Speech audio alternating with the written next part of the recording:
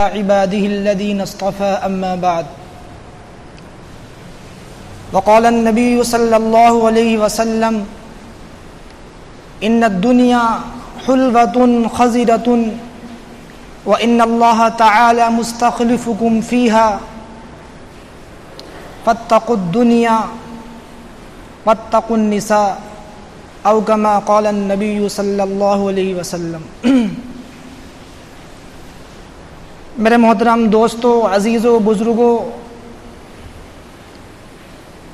محدثین اکرام کا ایک طریقہ رہا ہے کہ جہاں وہ اللہ کے نبی علیہ السلام کی زندگی کے مختلف پہلوؤں کو احادیث کی شکل میں جمع کرتے ہیں، نماز کے، روزے کے، زکوٰۃ کے ابواب قائم کرتے ہیں، ان سے متعلق اللہ کے نبی کے ارشادات، فرمودات نقل کرتے ہیں، وہیں ایک باب وہ کتاب الزہد کے نام سے بھی قائم کرتے ہیں۔ زہد کے معنی ہی دنیا سے بے تعلقی، دنیا سے لا تعلقی، دنیا سے کٹ کر اللہ سے رجوع ہونا، اور اس کو کرنے والے کو زاہد کہتے ہیں۔ تو اللہ کے نبی علیہ السلام نے بہت سی احادیث کے اندر دنیا کی بے حیثیتی، دنیا کی بے حقیقتی کو واضح فرمایا، تاکہ بندوں کے سامنے آخرت کی زندگی اور اس کے احوال سامنے ہوں اور آخرت کی فکر کرنا آسان ہو۔ چنانچہ فرمایا اللہ کے نبی نے ان الدنیا حلوۃ خضرۃ، کہ بے شک یہ دنیا یہ سرسبز و شاداب ہے اور میٹھی ہے، یعنی اپنی شان و شوکت کے اعتبار سے، اپنی لذتوں کے اعتبار سے، اپنی زیبائش اور آرائش کے اعتبار سے یہ دنیا خوشنما معلوم ہوتی ہے، لیکن اللہ تعالیٰ نے اس دنیا کے اندر بندے کو دنیا کمانے کے لیے نہیں بھیجا، بلکہ فرمایا کہ اس کو آزمائش کے لیے اور امتحان کے لیے بھیجا ہے۔ وَإِنَّ اللَّهَ تَعَالَى مُسْتَخْلِفُكُمْ فِيهَا، اللہ تعالیٰ نے اس دنیا کے اندر تمہیں اپنا خلیفہ اور نائب بنا کر بھیجا ہے۔ فَيَنْظُرُوا كَيْفَ تَعْمَلُوا فِيهَا، اس لیے تاکہ وہ دیکھے کہ تم میں سے کون اچھا عمل کرتا ہے، کون دنیا کے پیچھے لگتا ہے اور کون اللہ اور اللہ کی بنائی ہوئی جنت اور آخرت کی فکر میں لگتا ہے۔ لِيَبْلُوَكُمْ أَيُّكُمْ أَحْسَنُ عَمَلًا، فرمایا اللہ تعالیٰ نے اس لیے تمہیں پیدا کیا گیا ہے کہ تمہیں آزمائیں کہ تم میں کون اعمال صالحہ کرتا ہے، نیک عمل کرتا ہے۔ فَاتَّقُوا الدُّنْيَا، تو آپ نے فرمایا کہ دنیا سے بچو، دنیا کے بیجا حصول سے بچو، دنیا کی محبت سے بچو۔ وَاتَّقُوا النِّسَاء، اور عورتوں سے بچو، عورتوں کے فتنے سے بچو، کہ اگر عورت جائز طریقے کے علاوہ اگر عورت سے خواہش کی تکمیل کی جائے تو عورت سب سے بڑا فتنہ اور آزمائش کا ذریعہ ہے، کہ بنی اسرائیل کے اندر سب سے پہلے جو فتنہ رونما ہوا وہ ایک عورت کی وجہ سے ہوا، اس لیے آپ نے فرمایا فَاتَّقُوا النِّسَاء، عورتوں سے بدلو اور عورتوں سے بچو۔ آپ اسلام کی دعا بھی ہے اللہم لا عیش الا عیش الآخرہ، کہ اللہ زندگی تو آخرت ہی کی زندگی ہے۔ میرے عزیز و دوستو، بندہ دنیا کے اندر آتا ہے، دنیا کے اندر وہ کمانے میں، کھانے میں اور محنت کرنے میں اتنا مشغول ہو جاتا ہے کہ وہ اپنی آخرت کی فکر بھول جاتا ہے۔ پھر جب موت کا وقت آتا ہے اور اس دنیا سے رخصتی کا وقت آتا ہے تو بندہ خالی ہاتھ اس دنیا سے جاتا ہے۔ حدیث شریف کے اندر آتا ہے یتبع المیت ثلاثۃ، کہ جو چیز بندے کے ساتھ جاتی ہے قبر تک، تین چیزیں ہیں جو بندے کے ساتھ جاتی ہیں۔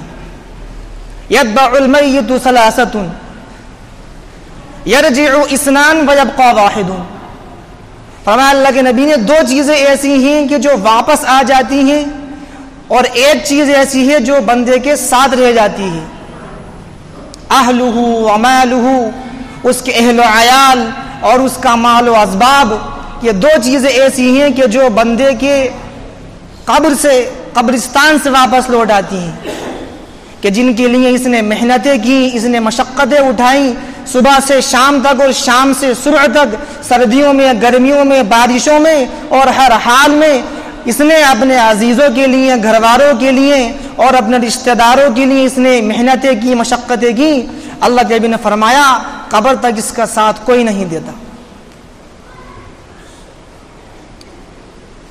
یرجع اثنان اہلہ ومالہ، دو چیزیں واپس لوٹ آتی ہیں اور ایک چیز باقی رہ جاتی ہے، ویبقى واحد عملہ، بندے کے اعمال صالحہ وہ چیز ہیں جو بندوں کے ساتھ باقی رہ جاتی ہیں۔ ایک حدیث میں آپ نے فرمایا کہ جب مردہ کو، میت کو لوگ قبرستان میں دفنا کر جانے لگتے ہیں تو مردہ لوگوں کی قدموں کی آہٹ کو سنتا ہے،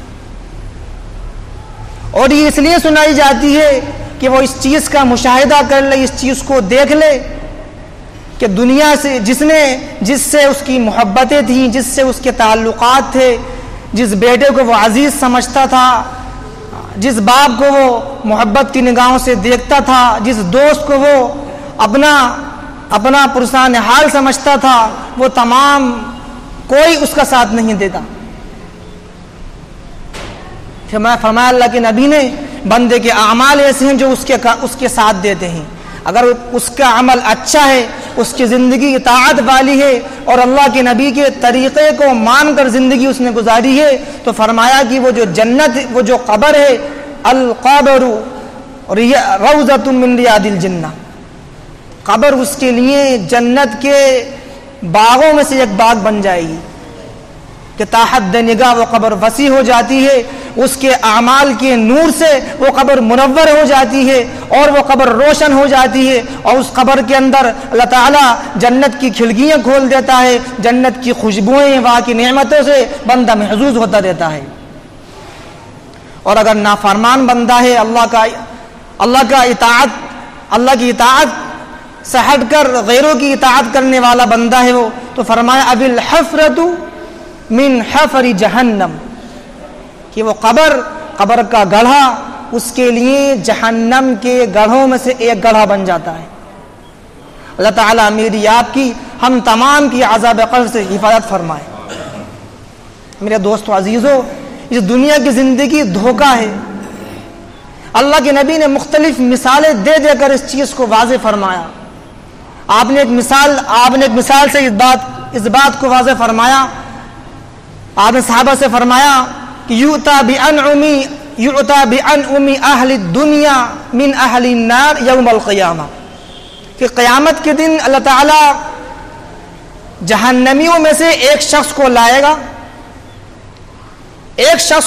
گا، وہ شخص جس پر اللہ تعالیٰ نے اپنی نعمتوں کی بوچھار کر رکھی ہے، جو مال و اسباب کے اعتبار سے، دولت کے اعتبار سے، مال اور اہل و عیال کے اعتبار سے، بنگلے کوٹھیوں کے اعتبار سے دنیا کا عظیم ترین آدمی ہوگا۔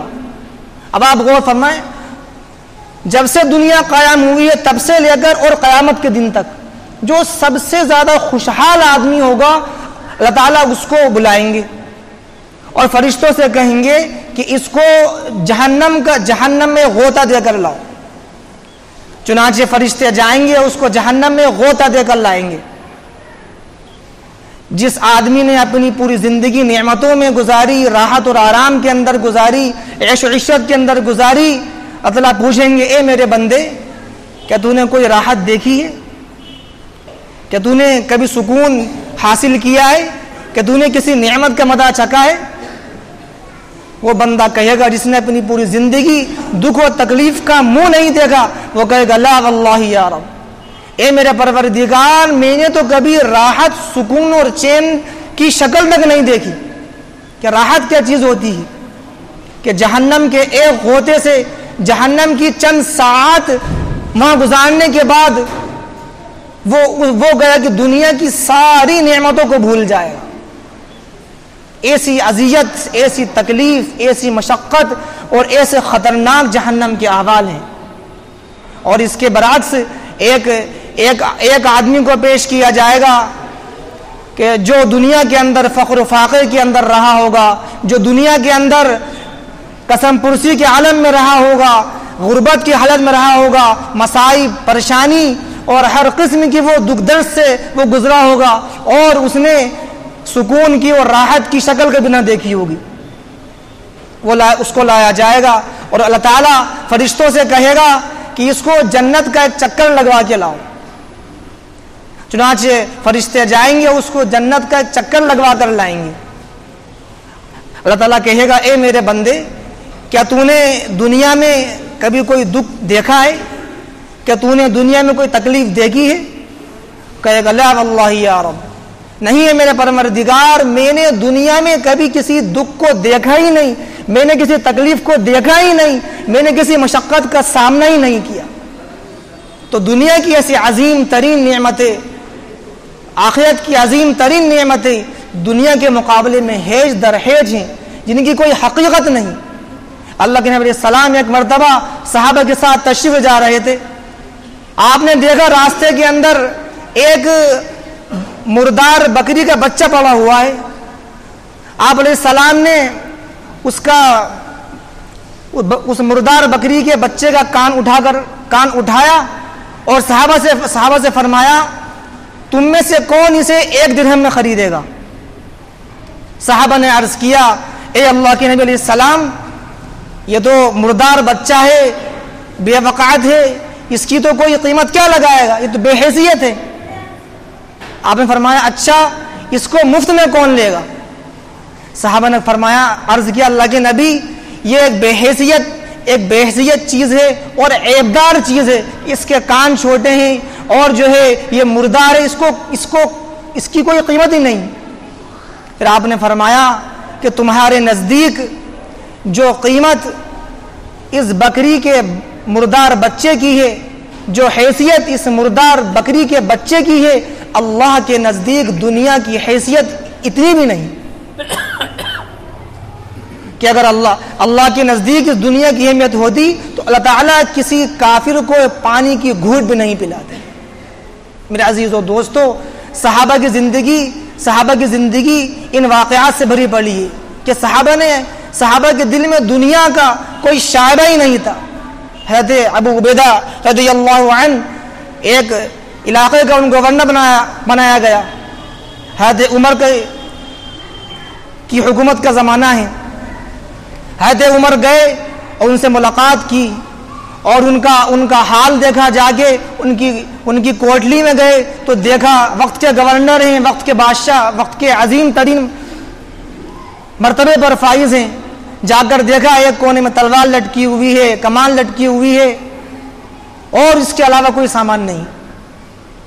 انہوں نے اپنے غلام سے کہا کہ انہیں جا کر 400 درہم جا کر انہیں دے دو، اور کہا کہ جا کر دیکھنا یہ کیا کرتے ہیں۔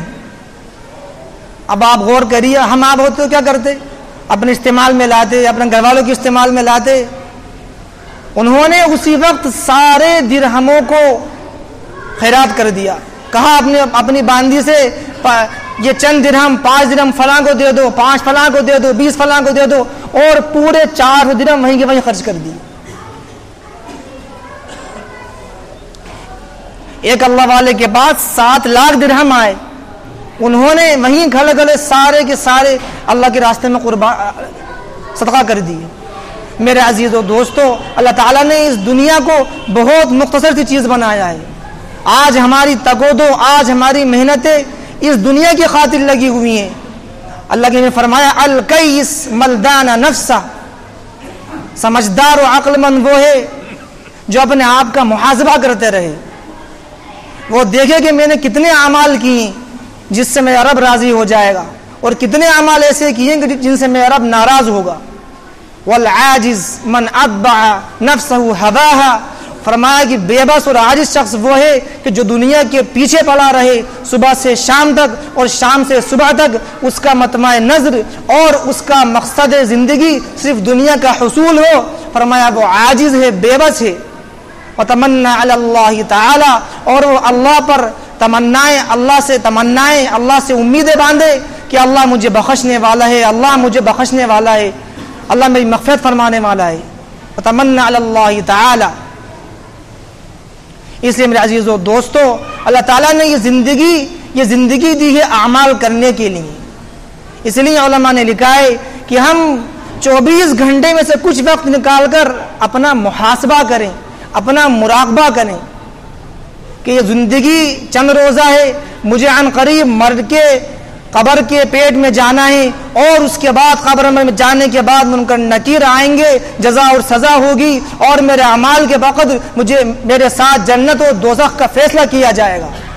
اگر ہم نے چند ہفتے اور چند دن اس چیز کا محاسبہ کر لیا، کچھ دیر بیٹھ کر اس چیز کو سوچا کہ میری زندگی عن قریب، میری بھی موت کا وقت آنے والا ہے، اور فرشتے میرے پاس آ رہے ہیں، اور اب میری جان نکل رہی ہے، اور اب مجھے گھر سے لے کر جایا جا رہا ہے، اور اب مجھے قبرستان تک لے کے جایا گیا، اور اب میری نماز پڑھی جا رہی ہے، اور اب مجھے قبر کے اندر اتارا جا رہا ہے، اور اب فرشتے میرے پاس آ گئے، اور اب مجھ سے سوال جواب کیے جا رہے ہیں، اور اس کے بعد قیامت قائم ہو گئی، حشر کا میدان قائم ہو گیا۔